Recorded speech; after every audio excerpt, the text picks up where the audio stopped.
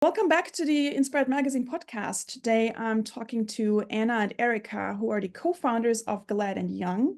Glad & Young is a design studio producing fun-loving leather goods that are dreamed up and created by hand in their Atlanta, Georgia studio since 2015.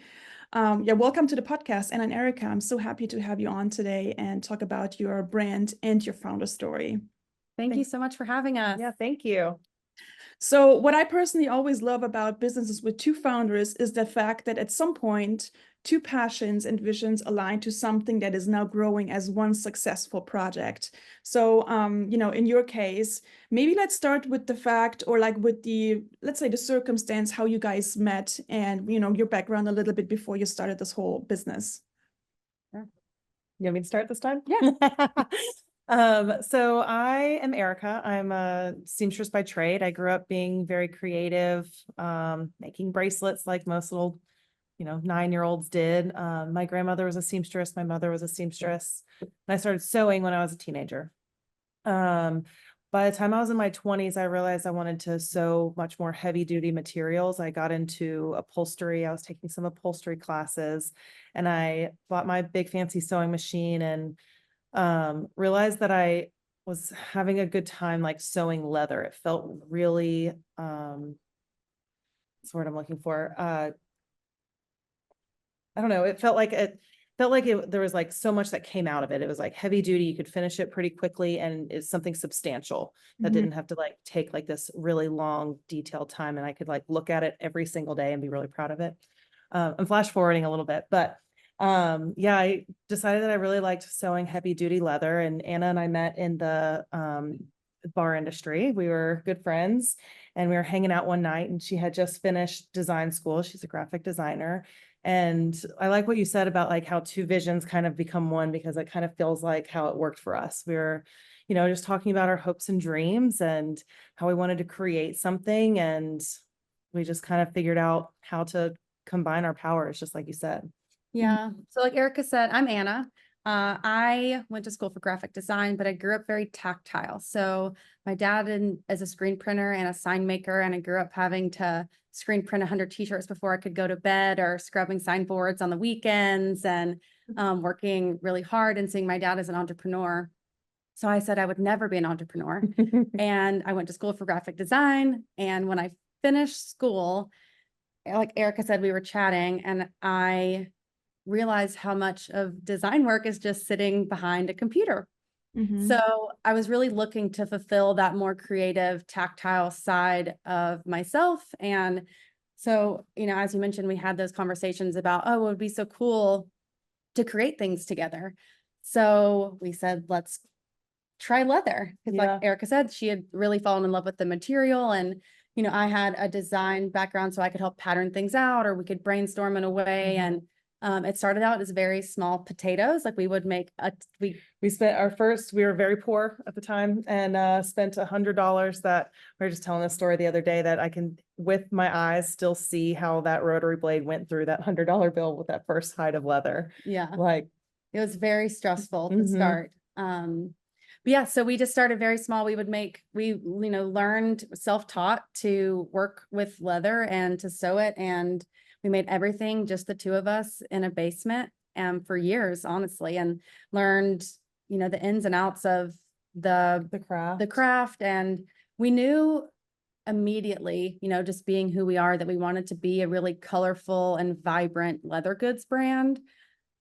But traditionally, when you think of handmade leather goods, it's black and brown. It's very masculine. It's very utilitarian.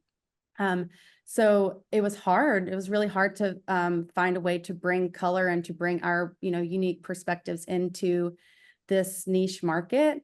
But we knew that that's what we wanted our brand to be. So still to this day, we have like you said in the intro, a very colorful, very, exciting craft that we, have honed, and a collection that we've put out there. So it's been a long road. And now we have a retail store and a production space and a beautiful team that works alongside us. And it's just been a really great journey. Well, and that since 2015, that's not that long. I mean, in business context, right? I mean, it can go down very fast, but it can also go up very fast, right? If you, catch one wave that can carry you for a long time, you just have to keep the momentum going to actually stay afloat, let's say like that, right? So it sounds to me like you, Anna, Erica, you were the one with the seamstress.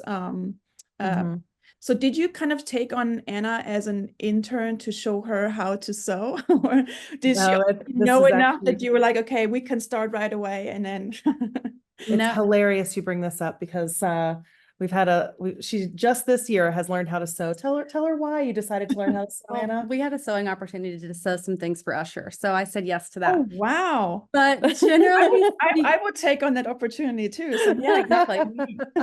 But hilariously, I don't sew. I don't know how to sew on a sewing machine. So it was actually really great. You know, when you think of like we make a great pair because we're absolutely a yin and a yang. And Erica would do all the sewing. So I would like cut and prep everything. I would like leave it and then go to work. Erica would come in, she would sew everything, and then I would come back from work and I would finish it. So we just took on different parts. Like I felt were like fitting for, our skills. So it's actually worked out really great. I don't know how to work our sewing machines. Everyone I think on our team but me does. You know what? I actually love that because, people always get the misconception you have to know everything in the business to be able to run it, right? And so, I mean, in your case, you have, two obviously equal parts, one person can do like one thing better than the other one, right? So I love that you didn't maybe, get caught up into like, oh my God, I need to sew too. I need to support her in that so we can finish maybe like, leather goods faster, or, it's okay, no, everyone, you know what you're doing this, and I'm taking over the other part. I love that. So did you guys have the same vision from the beginning, or was that, kind of like a fine tuning, say, okay, yeah, we want to do leather goods, but, are we sticking to bags, handbags, or maybe are we doing, I don't know, belts or shoes, or was it always the same division? I vividly remember the first time we talked about all of this, or the day we came up with the name of our business and stuff. And I think back then we thought that we wanted to do all sorts of things. And ultimately we started with leather because it felt like it had a higher profit margin, and there was a lot more elevation. It was like a lot more elevated than some of the other ideas we'd come up with. And once we started with it, we're like, we're just going to stick with this. Like, this feels like the right place to be. But when okay, we're talking about the leather, but in case what you're sewing, like, was it always the bags, or were you also, okay, well, we can do, belts, or, I don't know, hats, or whatever is out there, because fashion is so like widespread, and, we do have a dream of doing shoes one day. That is definitely somewhere someday. Belts we will probably never do. Oh, I wouldn't say never. I think, there we got the first conflict. I think that when you choose to create something, and especially the two of us, you want to do it really well. So I think once we started making bags and small accessories, it felt like this market that we could almost corner and really learn and be intentional with trying to make that specific corner of the market for us perfect. And then I think there's always like, we take on custom projects, we do other things. I think our entire team, we think of them as like skilled craftsmen who can make things out of leather, and they're all very talented. So when someone brings us a project that maybe is outside of our normal product offering, if we can do it, we will. Absolutely. But I think it's a lesson that we have learned over time, is that you don't have to do everything. We already have, I would say, way too many items that we offer. And I think the thought of it being limited almost feels comical because we make so many variants of things. Yeah. To your point about things being perfect, we have had this dream of making shoes for a long time, but there's so much involved. Even though it's like, it might be leather, it would be a huge cost to, again, do it right and be able to offer it to everybody, and it not just be, I don't know, like one of the problems I have is like finding shoes that aren't super narrow, like you want to make sure that it's inclusive all the way. So yeah, I think we want to do this. That shoes are tricky because you have so many sizes, like, maybe with the bags, you have like, a small, a medium, and a large. and that's it, right? But if you have shoes, you have like 10 sizes, and then you have to have for the wide foot and like, the narrow foot. And so I can imagine that this would be like, just in terms of how much effort it would be to get like just one design of a shoe into a market, because you have to have so many variations of it. Yeah, Exactly. it's just that we want to do everything well and think about it. So we've taken our time to bring new items to market. But for the most part, we do lots of bags and small leather goods. Awesome. Okay. Let's talk about the first year in business. So when you guys, said on, okay, let's start this, and you started sewing and everything, you have the product ready, but then, if no one knows about it, you will not sell anything, right? So how did you go with that? Maybe who took it on? Was it you, Anna, because you had the graphic design and was like, okay, you sew everything and I will, get the rest ready. So how did you approach like, building a website, getting like the sales funnels, like marketing, social media? Do you still do it all by yourself, or at this point, like, got more help in the boat? Yeah. So in the beginning stages, yeah, we built our own website. So I built the website and worked on the marketing, built the Instagram.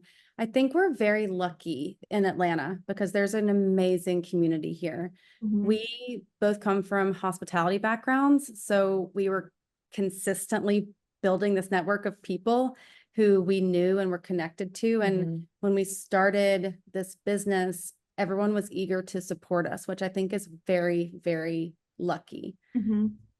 I think that sometimes it's often overlooked, but if you're trying just to be nice and kind and warm and hospitable to people, they're often eager to support you. So we've always really tried to continue being like those types of people in our relationships and our business relationships and our friendships and just in our community building overall. And our brand, I think, speaks to that. Like those are definitely, values we carry as a brand.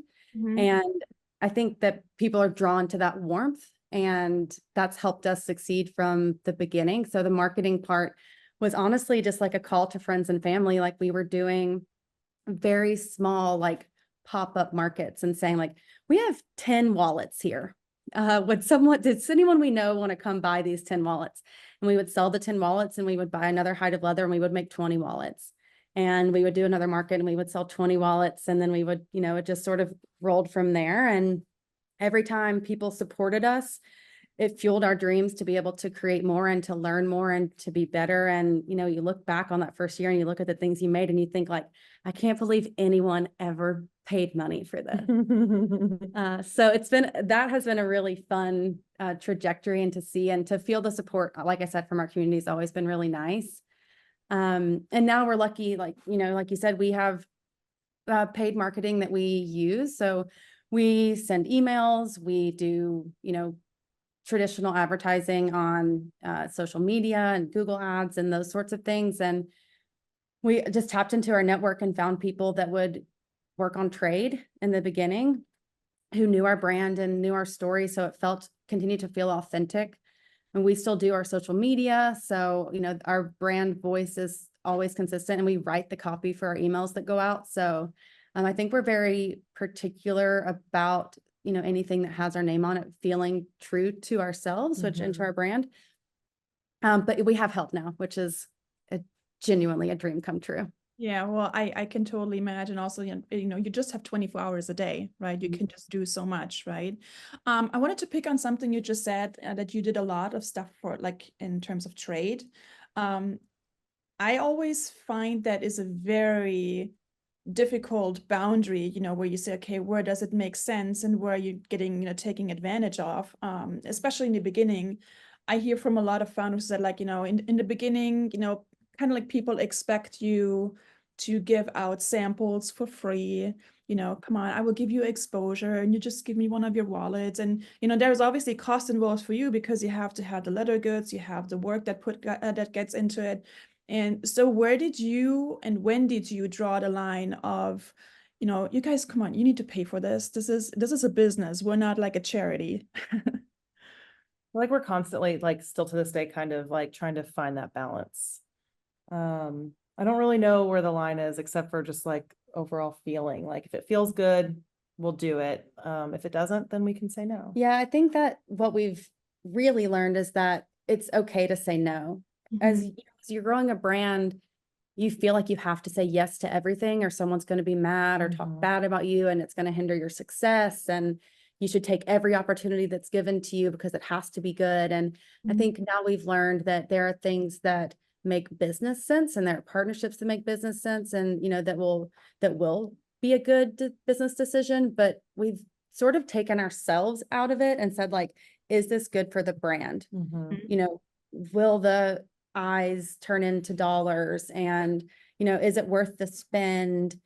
What's our cost of labor? What's the bandwidth of the team right now? Like, if maybe they have a little more bandwidth and things might be on the slower side, then maybe we would be more okay with saying yes to things that sometimes maybe we wouldn't. But I think generally, if we're overworked or spread too thin and we get opportunities that maybe aren't a great fit, or we don't think we'll see the return on, it feels a lot easier to say no, because like I said, we've tried to take ourselves out of that decision making. And everyone pays the same thing. Like, we pride ourselves on being equitable, and it feels good. Like we don't even actually have very many sales, because it feels good to know that everyone pays the same thing for what they're getting. And that has always sort of been something we can stand on too. It's like, no, everyone's not getting this for free because someone, or because, you wrote me an email. Like, everyone's paying for it. And if you love it, I'd love it if you shared about it. And, then maybe if that does well, we can talk about it. Yeah. There's when you're a small business, every dollar counts and every hour of labor counts and all those things. And you just have to sort of draw a line. Yeah.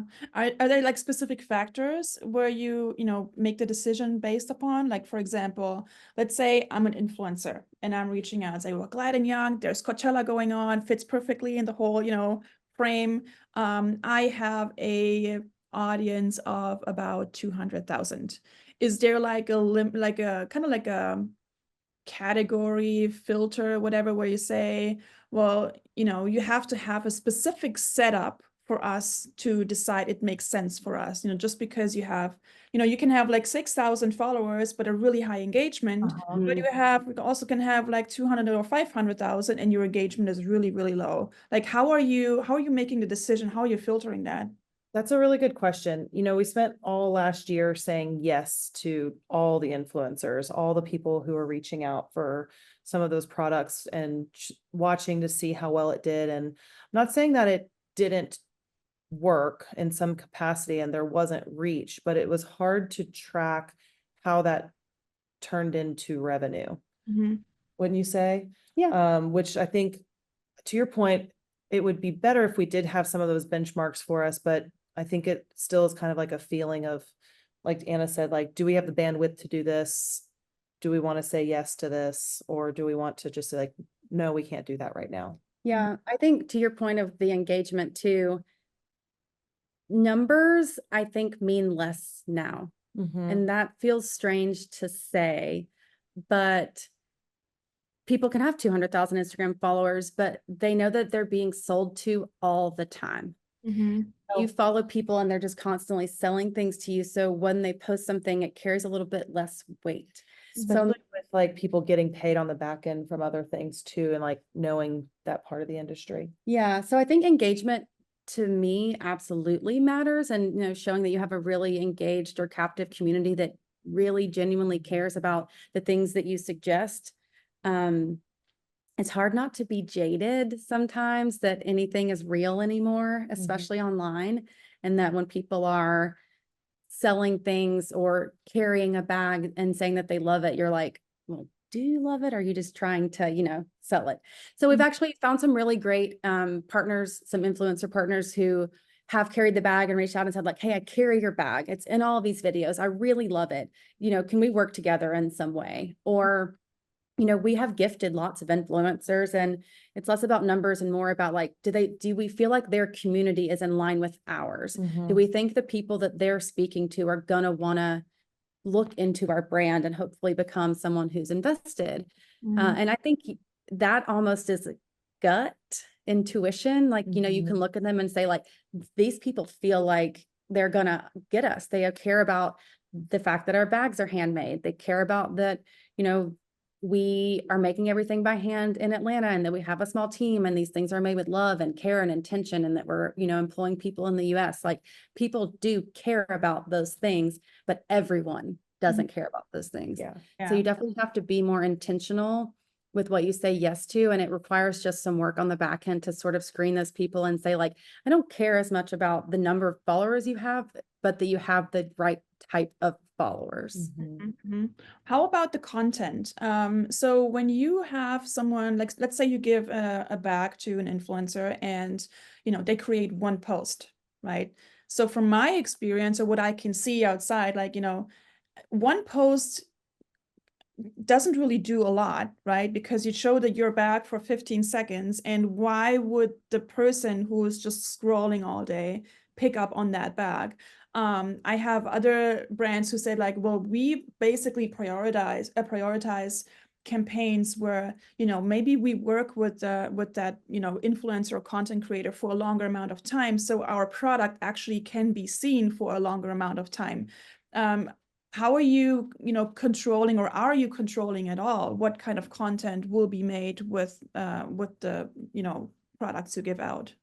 Yeah, it's a case-by-case basis for us. So usually if someone reaches out directly to us, or, you know, to our PR team, there's a back and forth, you know, there's a wide spectrum of what people want in return for gifting, or if they're getting paid, or all of these things. And, you know, we decide if it's a good fit. And if we are, then we sort of look at what makes sense for both parties and set some expectations around that. So maybe it's just one post and that feels good to us, or maybe it's, you know, they've posted multiple times, you know, over time, which obviously, like you said, is the goal. I think the end goal for a small brand like us is some sort of ambassador program where there are people who are just genuinely excited to have our bags and carry them and talk about them.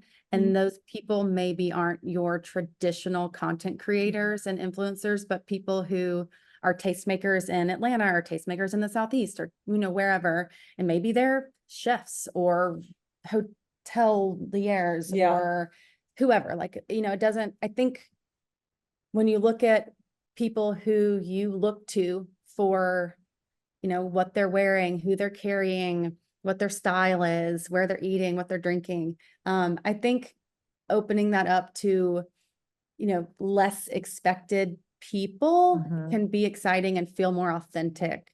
And then maybe they are excited to carry your bags for longer and talk about it more. And it feels less transactional and more relationship building. And that's always the goal. Yeah, but is it not also a little bit tricky because you're reaching a market or you're targeting a group that's not, you know, the typical influencers? I mean, it could go both ways, right? You can have like one lucky hit and then you reach one person, or, you know, for example, I always think about, you know, those mommy influencers, for example, who best case, they include your product into their daily life, so you can see it constantly without, you know, it's just making dependable on that one post, but it's just a part of, you know, how, for example, they are equipped when they're, you know, bringing their kids to school or running errands, and they have your bag, and, like, you know, they don't even have to talk about it. It's just about people seeing it, that she's wearing it, for example, right? So how do you is there like a you know, kind of like a, are you approaching specific people in a specific way, or is it really just, you know, kind of like all over the board? People that you're describing are kind of the goal for us. That's for sure. Like, I would feel like those are the people that feel the most authentic and feel like you said, it shows up the most, and then people see it the most, and they're like, okay, yeah, I do need to have that. Yeah. We aren't really seeking out influencer marketing.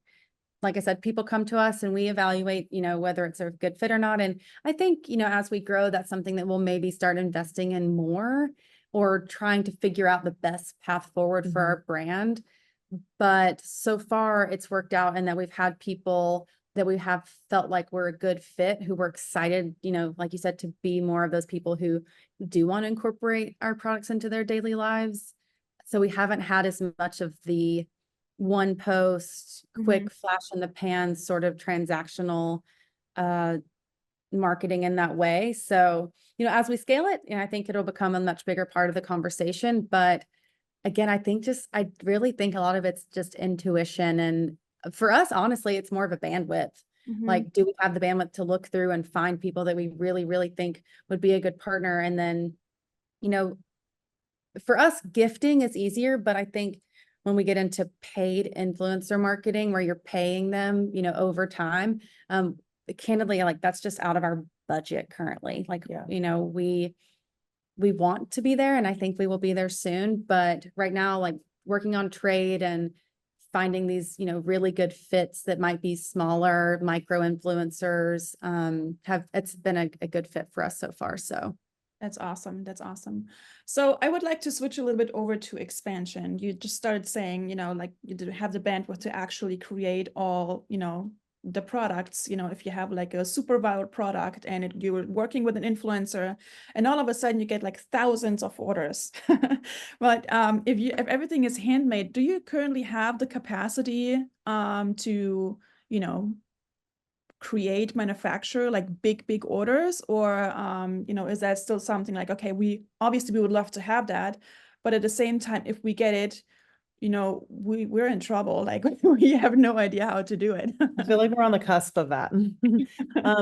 While we have a small team, we have an incredible, very, very intelligent team that's very efficient with their time, their capacities.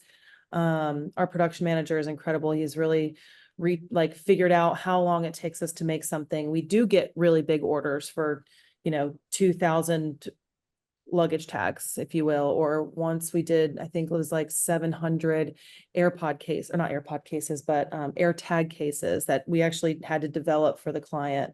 And we were able to make it happen.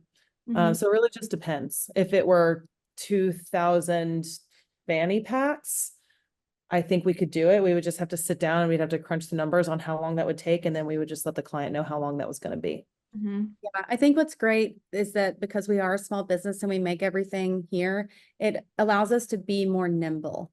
So, we have a team of 4 production assistants who are in the studio creating items every day. Some of them are full-time, some of them are part-time. So I think the opportunity is that we get really big jobs like this, and then we're able to give our team more hours. We're able to expand the days that they're working. We're able to bring in temp, people who want to work for us, who've reached out and said like, hey, if you have opportunity, I'd love to come and like learn leather work alongside you. And, we want to give those opportunities to people. We want to employ more people. So I think if we were to get an opportunity like that we would, we're yes people. So I think we would say yes and we would make it work. And then, that's how things grow, right? Like, we've sort of been pushed into growth at every phase of our business, and we're absolutely ready for somebody to push us into a new phase. Yeah, we are, like Anna said, we're really nimble and we are yes people. So if we got a big opportunity, we would work day and night to make it happen. That's for sure. Yeah, I mean, you just mentioned before, like, creating something for Usher, right? So tell me about that. I need to know. You need to start. So not as glamorous as it. What was it, and how did you get it, and what did it mean, or maybe change the brand? Oh, well, we have a friend who works for the contracting company that's renovating his house, and she needed something specific for his designer closet. He had this like really cool felt carpet, and he wanted it to look like the edge around it looked serged, but you couldn't like put this felt carpet through a serger, and he wanted it to look hand sewn, imperfect. So she asked me, she was like, can you guys come and do this? And we're like, yes, we can. Yes, we can. Definitely. Even if we don't know how, in case, we will figure it out. It would be just stupid to say no. Honestly, it was harder to do something imperfect, because then it's up to it's subjective. It's like, is this imperfect enough? Is it too perfect? Am I doing it right? And unfortunately, we did not get to meet him. We're pretty bummed about that. One day. Yeah. On the next project, for sure. We did get feedback that he really liked it. So maybe the next one. Yeah. But yeah, it was a really cool opportunity. We were in his beautiful home for 2 days. I wouldn't even though I'm a little old for the way we had to sit on the floor for 2 days and hunch over. I would take that opportunity again anytime. Yeah. Well, I mean, it says something about you and, the quality of your work if they, if your friend or whoever, arranged something like that, things like you are, or the work you do is perfect, because, it's kind of like every person in between has to vouch some kind of, for the work that they offer. So it would also fall back on her if she said, well, I have this brand and they come in and do shitty work. So then he's like, well, what did you do? So, it's kind of like it's a good testament to the work you do that someone thinks, Usher thinks it's perfect, right? So I don't think that you need to doubt yourself or your, speaks for yourself. Yeah, it was an exciting opportunity. It really was. Awesome. So let me talk a little bit about what your future plans are. So we talked a lot about, obviously your marketing strategy and like, big projects or like the one with Usher. Is there something you would really like to try to do, like collaborating with a specific brand, another celebrity, or, something that you like, okay, we love what we do now, but if we would do this would totally, boost us up in any way? One of the things that we have been doing for a long time that I want to continue to grow are our artist collaborations. We've got one that's going to launch next week that we're really excited about with an artist in South Carolina. Her name's Meredith Walker. We've done work with this other artist out of New York, Amber Vittoria, another artist out of San Diego, Stephanie Bales. And it's been really fun, and it's been able to kind of show what we do to a different audience. I wouldn't we want to continue to build that with different artists and grow it so that we can kind of just like have these unique capsule releases and whatnot. So when you say artists, what kind of art are you collaborating on? What can I? Fine artists. Yeah, these are fine artists. So literally like painters generally. So who are How are you including the product then? I mean, just for me to get an idea, like creating leather products and fine artists, how can you?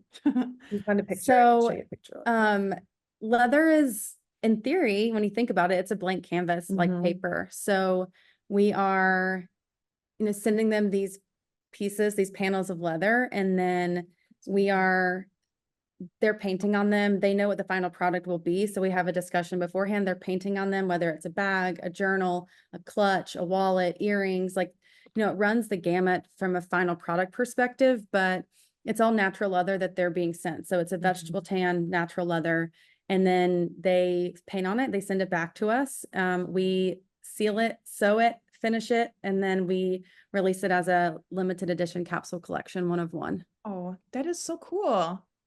Yeah, that's something we're very excited to grow.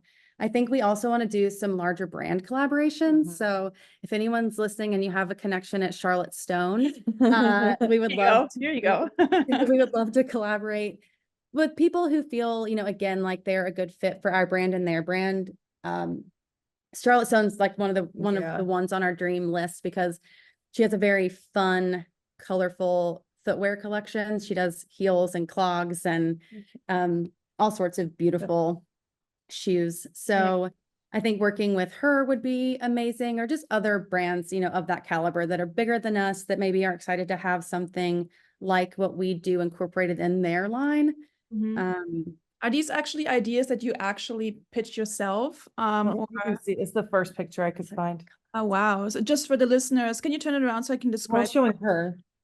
Maybe I can put in a picture then later. So it's a handbag and there is a painted, is it a flower, right? It's a bird of paradise. Oh, that's amazing. I love that. So you will give them the bag and then they will paint on it and then you will just finish it up, right?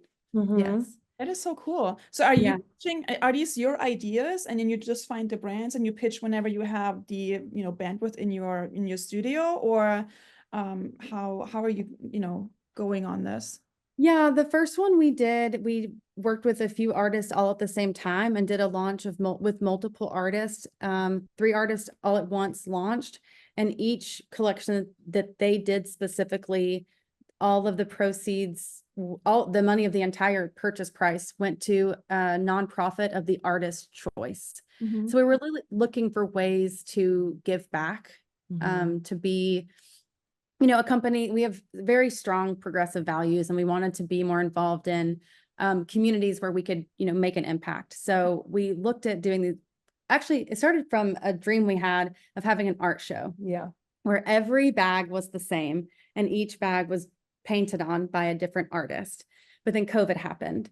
Mhm. And so we sort of turned that on its head, and we did it all digitally with 3 artists at once. And we've just sort of continued that slowly over time, where we just, sometimes the artists reach out to us, sometimes we reach out to them, and we like figure out how many items they have the bandwidth to do or that our team has to do. And we just sort of tailor it to the time and the material and the artist. But like Erica said, it's something that we want to be more intentional with, because we think it's really exciting and like a very unique offering. Mhm. So as we sort of build that program, I think it'll become a little more of a system where there's an intake form and people can fill it out if they want to be involved. And then there'll be some sort of process where we just choose and we roll them out consistently throughout the year.